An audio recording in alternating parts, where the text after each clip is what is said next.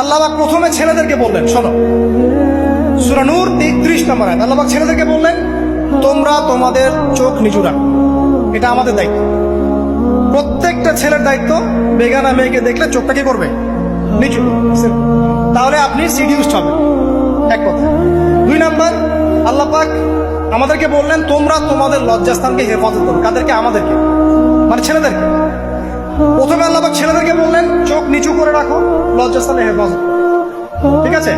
সূরা বানী ইসরাঈল আল্লাহ পাক বললেন, জিনা ধারের কাছেও যেও না, ধারের কাছেও যেও।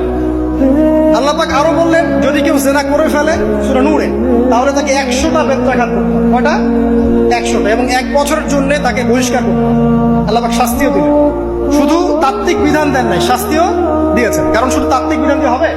আমি যদি ওয়াজ করে বেড়াই, ভাই মদ খায় না, মদ খায় না, কোনো শাস্তি না অ্যাপ্লাই করি, তাহলে কি মদ ছাড়বে মানুষ? আমরা যদি বলি হত্যা করা মহাপাপ, মহাপাপ, দুর্নীতি করা মহাপাপ, মানুষ দুর্নীতি ছাড়বে? ছাড়বে না, যতক্ষণ না শাস্তি নিশ্চিত করা যাচ্ছে। আল্লাহ পাক তাত্ত্বিক কথা শুধু বললেন না, শাস্তিও নিশ্চিত করলেন। তারপর আল্লাহ পাক আরো বললেন, যদি বিবাহিত কোনো ব্যক্তি ব্যভিচার করে, তাহলে তাকে রজম করতে হবে, মাটিতে পুঁতে তাকে পাথর নিক্ষেপ করে হত্যা করবে। ঠিক আছে? শাস্তি। এরপরে দেখেন আল্লাহ পাক মেয়েদেরকে বলছেন, মেয়েদেরকে বলছেন, তোমরা মূলত ঘরে থাকো, যদি বাইরের পরিবেশ তোমাদের অনুকূলে না থাকে, তোমরা ঘরে অবস্থান করো। ওয়াকারনা ফি বুয়ুতিকুন্না ওয়ালা তাবার